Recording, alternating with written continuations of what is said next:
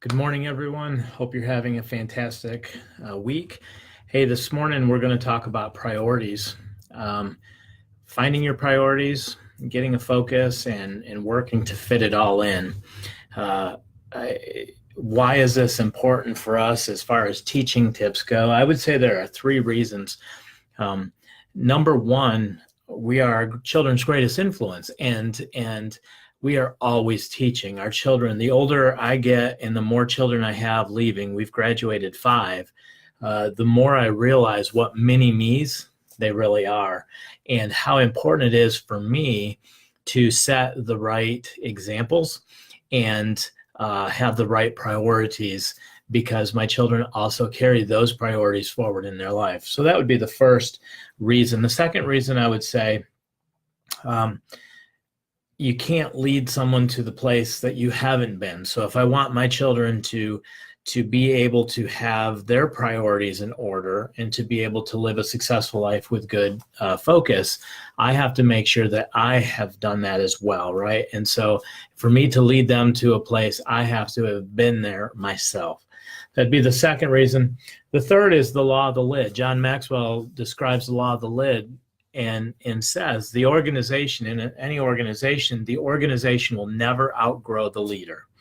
And sometimes that's a hard pill to swallow. I remember when I was pastoring, there were times that I had to look and say, if I want the church to grow further spiritually, to grow together more in community or in community service, any of those things, I'm the one who had to grow first. And it always worked. The more energy I would put towards my own abilities, the more the organization that was working under me would also grow. Family is an organization. Families are a small business, if you will. And I believe that in order for us to be successful, we have to look at it as an organization, realize that in leadership, it's our responsibility to increase the level of the lid, and our family will grow to that level. It's amazing. The more I work to develop myself emotionally, spiritually, physically, my family follows in my footsteps. So those are the three reasons that I would say this is important for us as teachers to also have it, to model it, to take someplace into a place that we've also been, and to raise the lid so that our families have room to grow in that place. So good morning to everybody that's joining me. It's good to be part of this today with you. Please feel free, and please do let me know that you're watching. And if there's a part that we have some interaction, please connect. All right, that definitely helps engage the conversation. Okay, so priorities. Let's just talk about priorities. One of the hardest things about it, sometimes, especially for, I would say, as a parent, with homeschooling, a lot of you are involved in ministry. You have businesses. You have, especially when you're younger in life, right? There's just a lot going on, and it's hard sometimes to get clarity. It's hard to determine. Just life is coming at you at the speed of sound or speed of light sometimes, and you're just trying to survive and keep your head up. What I'm going to do today is just kind of walk you through a mental process to help you take a breath, evaluate the priorities that you have in place, and be able to maybe do a reset in life. And I have to do this often, and it's funny, even preparing this week, it's definitely even caused me to say, "Ooh, yeah, this is a good practice." So let's dive right into that. Don't know if any of you may have seen, there's an experiment. You can YouTube it, Google it. It would just, if you Googled rocks in a jar, priorities, that type of thing. If you did that, you would find there's an experiment that people do, and it's especially popular in business circles and whatnot, and self-improvement. But if you take big rocks, medium rocks, and sand, and if you put the sand in first, add the little rocks, and put the big rocks on top, they will not fit. If you take instead the big rocks, put them in the jar first, then take the smaller rocks and put them in the jar next, then put the smaller rocks in, they'll fill all the space. So the same amount is in these two jars. This jar, the same amount of rocks that you see not fitting is in this jar. Well, what a lot of us, the rocks, our bigger priorities represent the big rocks. Our medium priorities represent the little rocks, and the sand and the gravel is the minutia, the trivial things, the things that don't necessarily matter. What happens in the busyness of life when we're not intentional, right? And life is just happening. What tends to happen is we fill in our life first with all these little things that don't really tend to matter, the minutia, and then we put in the medium priorities, and then we know that we have these bigger priorities, and so we try to fit them in on top, and it just doesn't work. And so we get frustrated because inside we know that we have these priorities and these things that we need to focus on that are important, but yet they're not fitting into our lives, and they're the things that are getting pushed aside. So I'm looking at comments. So good morning to everybody. So this is like a struggle that we all have, and if we're not conscious that this is what our life looks like maybe my life is beginning to look like this, and my priorities and my focus just aren't all in order, and I need to do some reordering, and it's time for a reset. Now, this isn't an easy process, right? This is a really painful process because sometimes in order for this to happen, I almost have to dump the jar out and start over again. And this takes energy. But if I really want to live a balanced life where my priorities fit in and everything fits in around my priorities, I have to sometimes be willing to do that, where I reset things, let go of some things, add some things that need to be added, and make it all fit in. So what I'm going to do, I did a worksheet. I'm going to encourage you to do this worksheet. I'll put it up in the file section and attach it into this video. But you could do this alongside me as we go through the next couple of exercises. So basically what we're going to do is we're going to identify a few key priorities. We're going to identify some medium priorities, and then some low priorities. And in doing that, once we've identified some top priorities, we know really quick, is our jar order or is our jar in need of a reset? All right? Okay. So let's do these exercises. There's 2 exercises. Today won't be a very long day, but I do want you to comment if you're doing it along with me. Carity, such a cool analogy. I need to know, here's right now, prioritizing is so hard. It is. But look at the video. Watch people actually do this, because the first time I saw this demonstration done, it was just amazing to me to see how they could fit all this in, but the big rocks had to go in first and everything to settle around it. So, okay. So, let's see. I just actually saw something. Sarah says, unless it's Moms and Master Books on Facebook. You know what? I would love to say that, but here's the deal. Even as we go through this, I think balance is so important. And sometimes there are good things, but they're not always the best things. And when there's blessing, when there's a way I'm getting fed that's helping me keep my priorities in focus, absolutely. One of the things with Master Books that we work to do with the curriculum, because we realize from 20 years of homeschooling with a large family and a lot of stress and pressures, is you got to remove as many friction points as you can. It has to be as flexible as it can, so you can adapt it to different seasons of life. Seasons of life are so important. Okay, first thing we're going to do, Psalm 90:12 says, so teach us to number our days that we may get a heart of wisdom. This exercise may seem a bit morbid, but hang with me a bit. It's not really as morbid as it seems, okay? So let's say in my life, a tape measure, and in my life, an inch represents 1 decade of time. My light is all messed up. One, how do I do this? Having a hard time showing it. So we'll go back. 1 inch, there we go. 1 inch represents a decade of time. And so if my life, this is what my life represents, and through the scripture, teach me to number my days so that I may get a heart of wisdom.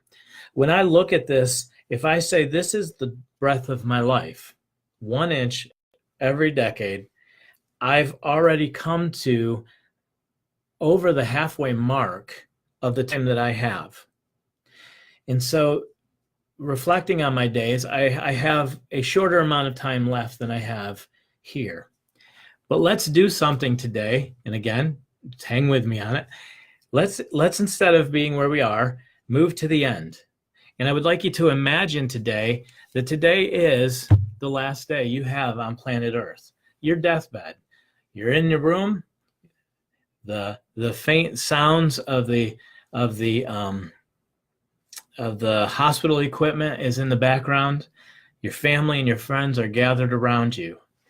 In that moment, when you are at your final breaths before you bid this world farewell, what things matter to you in that moment? Now, it's hard to do this right now in a couple of seconds, but the first time I heard this concept, I actually just sat there and really envisioned what it would be like. What's it going to be like? And pastoring, I've had the opportunity to sit beside the bed of people who were in those final moments. And it's amazing what clarity people really have in the regrets that they have, the things that they had wished that they had spent more time doing, and the things that they wish that they hadn't spent time doing. And as I think about myself in that moment, I would want my family to know that they were loved. I would want to know that I had grown spiritually and that my relationship with the Lord was like this. That's a priority. I would want my wife to know that I loved her and cared about her. And so those are priorities. So 3 strong priorities: that my family knows I love them, and that I had spent my life trying to make them their life a better place, and that my wife knows I love her, and that my relationship with the Lord is strong. 3 top priorities. From there, my medium priorities. What would my medium priorities be in that moment? Well, that my friends in my church knew that I was committed to them and loved them and cared about them. That I had a reputation in the community for integrity and character, and that I had lived my life well, right? These it's real easy if we put ourselves there in that place to begin to think, what really matters there? Am I going to, at that moment, begin to think, I wish I had spent more time worrying about what people in my community thought about me? Am I going to spend more time thinking, I wish I had watched more Netflix?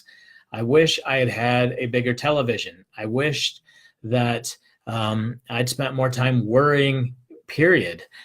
Are these things that consume my jar and fill my jar is what matters here? What are the top things that would matter on that day? Now, you've all gone silent on commenting. So if you can envision this with me, give me a thumbs up or let me know that you can envision that place, looking back over your life. So you're 85, 90 years old, looking back over your life. What things in that place, as you're saying goodbye to everyone on this earth, will have mattered to you? Number 1, that's a brain exercise that you can do to help you really get focused today, to say, okay, so what are the things that I'm doing today? Is the way my life ordered? Does that match my deathbed matters of importance, levels of importance? If not, then obviously, if I want to have a good deathbed experience, then I really need to evaluate what I'm doing today, right? It's that easy. This is what's important to me in that moment. Then that needs to be important to me this moment. And if it's going to be important to me this moment, then I really need to focus on that. If I want my children to know they're loved, then I have to be intentional about that. Am I worried about things that don't matter? Yes, we need to have order in our homes. Yes, we need to make sure that clothing is picked up and those things. But if I let that choke out the priority that everyone understands that they are loved and cared for, and in that my heart is in the right place, this won't matter, okay? So that's one way to help our brains really reset itself very quickly, is just step forward 30 years, step forward 40 years. As I look back on my young parenting and I think of myself with some of my kids and the intensity I had, the battles I chose to fight with them, those types of things, I just spent a lot of my youth and energy fighting on things that really didn't seem to matter. Because now in the big picture of things, as I look back and I don't have those opportunities anymore, and you just had, well, I wish I would have spent a little bit more time, a little less screen time, and maybe a little more time out in the yard playing. And so important that we're reminded of this because we live in such a technological age. My phone, my cell phone, updated this last week, and it's an iPhone. And in the update, it actually does like a screen time shot. I think it actually, I forget what it's called. Let's see. Yeah, screen time is the update. And so all through the day, it's monitoring how many times I pick it up, how many notifications, how much time I'm on Facebook, how much time I'm messaging. It's almost scary to think that there were some days that I had that phone in my hand for 2 hours. And if I add that up on the amount of time I have left, that's just unacceptable. So yeah, I love it because it's actually showing me how much this thing is connected to me and how at the end of my life, that cell phone is going to be the furthest thing from what's important to me, right? So again, what it's showing me is an immediate need for a reset in some way of managing it. And actually, what's cool about the new iPhone app is it comes like it's part of your whole operating system. But you can actually set limits and say, well, you know what, 30 minutes a day for Facebook and 30 minutes a day for messaging or whatever is my limit. And it'll actually turn it off after that so that you don't even have access to it. So kind of a cool thing, but something we need to be aware of. Okay, so that's the first thing. Step forward, give yourself a little bit of an experience, what will matter on that day. And this isn't to add pressure to us. This is just to say, I don't want to live my life 10 more years, feel all this stress, all this pressure, and regret the fact that I didn't have a reset and that I really didn't understand how to get my priorities. So if this is just something that we can give ourselves a mental ability to evaluate, it's hard. Like counseling and healing yourself and those things are extremely hard because our brain is so good at playing tricks on us. This is one way to just kind of step out of the day and look at it. So let's say then a second way that you can do this is to imagine yourself having lived your life. That person comes to you today. What advice do you give yourself? As you walk in the front door and you see yourself stressed, and maybe you see the mess, or maybe you see something's unfolding with the kids, what would you tell yourself? What would you give what advice do you give yourself today? And sometimes ask yourself that question. Because I've had times now that I've done these two exercises. I pretty much practice regularly, but if I did that and said, "Hey, what would you tell yourself right now?" As you're about to enter into maybe a little bit of a conflict, or there needs to be some discipline or a reset or something. What do you tell yourself? And more times than not, I actually have had change where it's like, well, number one, do it in love, because you don't want this to, you need to show love, and this isn't something that's going to be important to you in a week. So it's not worth destroying a relationship over. So that's the second thing. As far as reordering your priorities, is asking yourself, what would you tell yourself?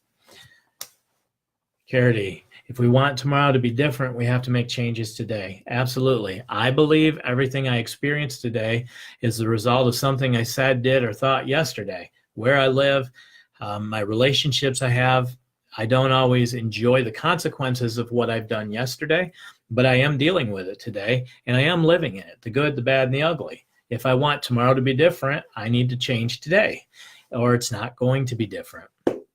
So I 100% agree with that. Okay, so 2 things that I can do to give myself a focus, teach myself to number our days that we may gain a heart of wisdom. So let's just play it out. We go to the end of the life and we say, on my deathbed, what does this look like? What was important to me? And is that my life reflect what was important to me? Number 2 is, what would I tell myself if I could come back to this moment? If I've lived my life, come back to this moment, what would I tell myself? Would it be different? Would it change something? And if any of you are able to do that, Megan, I would tell myself to stop what I'm doing and go snuggle my kids. You know, there are so many times, even in a recent situation where a bit of a conflict, I did this and I just said, what would you tell yourself? What does this mean? And I gave myself such brilliant wisdom that it was amazing. And so I encourage you to do the same, because nobody knows you better. And I think in a lot of times when we just step back and say, if I was giving myself advice right now, what would that look like? It's the best advice you'd ever give yourself. So those are the 2 things I would recommend doing. Once you have those, then it's a matter, use the exercises I just gave you. On that day, what are the top priorities that you have? Oh, slide is awful. What are my top priorities? What are the medium priorities that I would put in next? And what are some of the low priorities, the low things that don't matter? And I can tell you probably screen time is going to be one of the low priorities that we will all come to and say, I wish I hadn't spent quite so much time on Facebook or that type of thing, because I wasted the best years I had to spend. I think by the time our children leave home, we figure that it's almost 85% or 90% of the face time we're going to have with our parents has occurred. So in that 18 years, 90% or 85% of our time, the quality time we have with our kids, is there, and the remainder of their life is the amount of face time we have with them.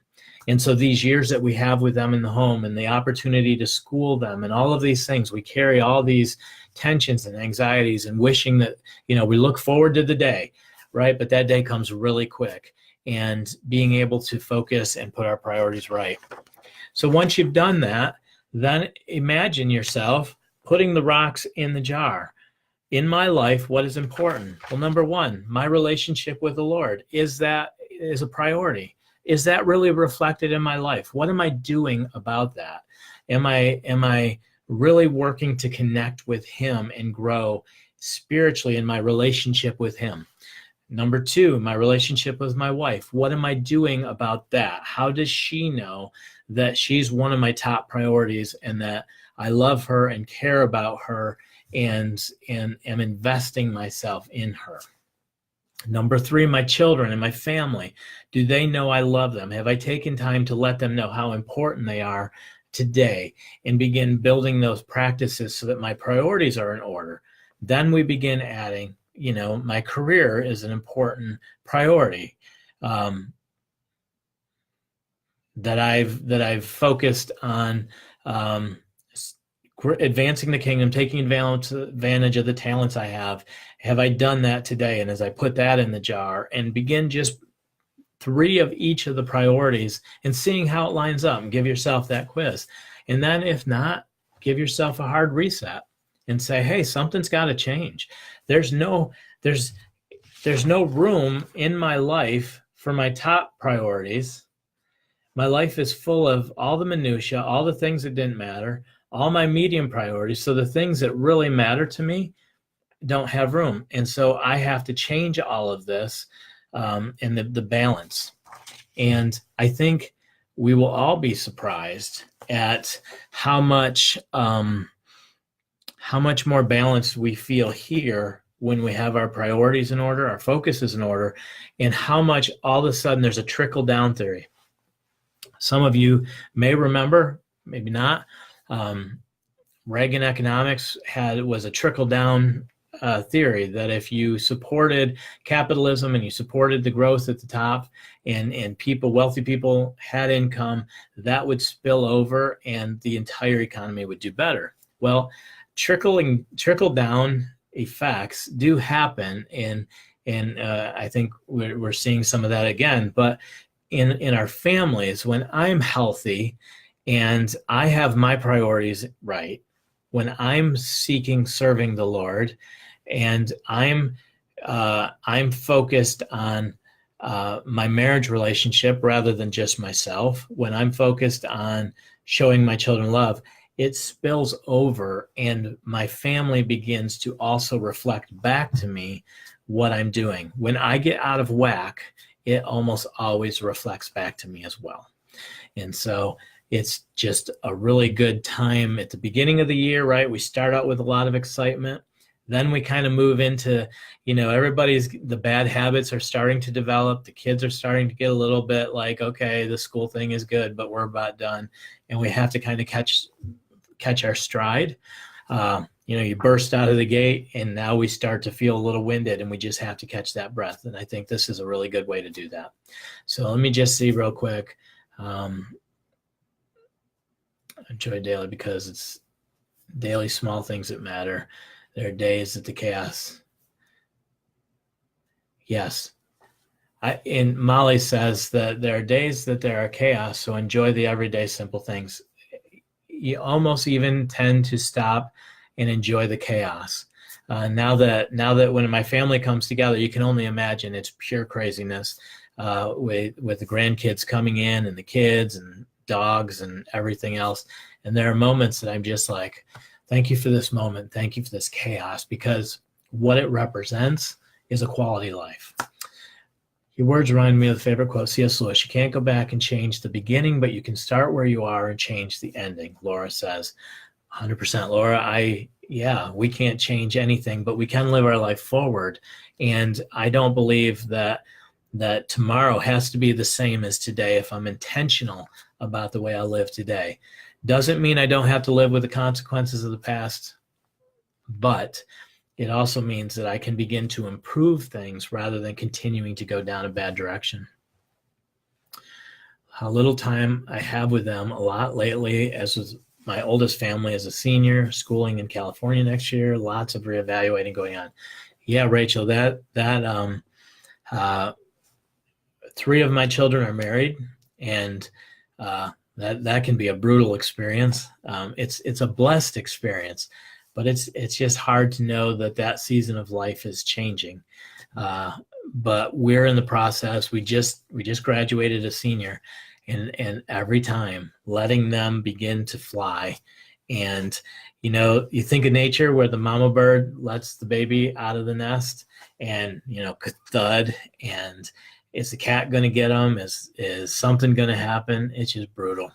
So you have these kids and these young ones right now, some of the younger moms that are in the group, and the tensions are there, and you just feel all the stress of that. Boy, if I could just encourage you to breathe in those moments. There's a song, was it Trace Atkins did, You're Gonna Miss This? And that song is such a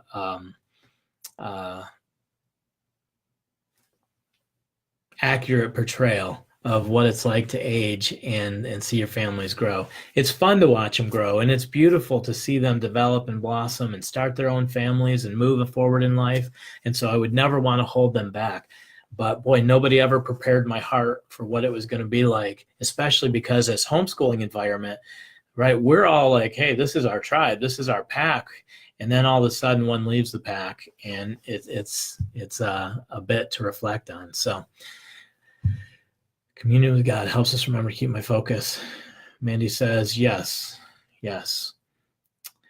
All right, well, good. Well, hopefully this was a blessing, and it certainly isn't meant to be morbid, but just to serve as a reminder that a way to look at the day, and when you feel things getting out of whack and you feel like life is becoming crazy and the mental is going, just to step back and say, is this what really matters, and what advice would I give myself today? And then to be able to do that, little exercise. And I will put this worksheet up as a PDF in the files and a link to it so that you can download it and do that for yourself. Maybe do it with your spouse and ask them to do it as well, and ask how does it look? Does life match the priorities, or maybe are we a little bit out of focus? So good. Well, everybody, we really appreciate the opportunity to serve you and to serve your families. The testimonies that we see, even praying for you as you wrestle through the struggles of just homeschooling and family and ministry and everything else. We just pray the Lord's blessing on you. We pray that he gives you wisdom and strength and courage to be able to see it through. And we encourage you also in the endeavor of homeschooling. It is so worth it. Even though there are days, if somebody's listening to me and you're on the fence thinking, I don't know if this is worth it, can I please encourage you? It is absolutely worth it. I don't know anybody that has stuck it through, found solutions, got their priorities going, right? But I don't know anybody that has said, boy, I regret the decision to homeschool, even through the tough seasons. So many times, more often than not, the discussions I've heard is, well, I wish I had homeschooled, or I wish I had protected them from that environment and helped given them a better start so that they didn't have to go through so much pain. So if I could encourage you, even if today is difficult and you're struggling to just keep your head above water, your kids are driving you nutso, just take a deep breath and tell yourself, this is going to be worth it. This season doesn't last forever. It really doesn't. It's just a brief moment in time. You know, I started parenting when I was in my 20s, and as in just this brief amount of time, the majority of my family has now moved on, and I am clutching to the remainder of time that I have with kids at home. This goes so fast. So James 4:14 says, what is your life? For you are a mist that appears for a little time and then it vanishes. And in this little amount of time we have, there are different little seasons. And we got to be careful not to think that tomorrow is going to look just like today, because it doesn't. And these seasons come and they go, and just hang on to it. So I was on the fence. I was in the mud on the other side of the fence. I can say it's more than worth it, homeschooling and master books. Everything we can do to help your family, we are certainly trying to do. And we love seeing it when it's working. The homeschool wins. And you, Mama, are responsible for that. Master Books is privileged to be part of what you are doing and what you are accomplishing for the kingdom of God. All right, enough said. Have a beautiful weekend. Next weekend, Anna will be doing the Tuesday. She will be talking about math lessons for a living education. And I believe that we may even have a special promotion on all of our math. So if you're in need of a reset or looking to add something, be sure to pay attention next Tuesday. And then I believe teaching tips will be done. I'm still waiting for confirmation, but we'll be talking about homeschooling with younger kids in tow. And somebody will be doing that as well. So God bless you guys. Have a great weekend, and we will talk to you soon.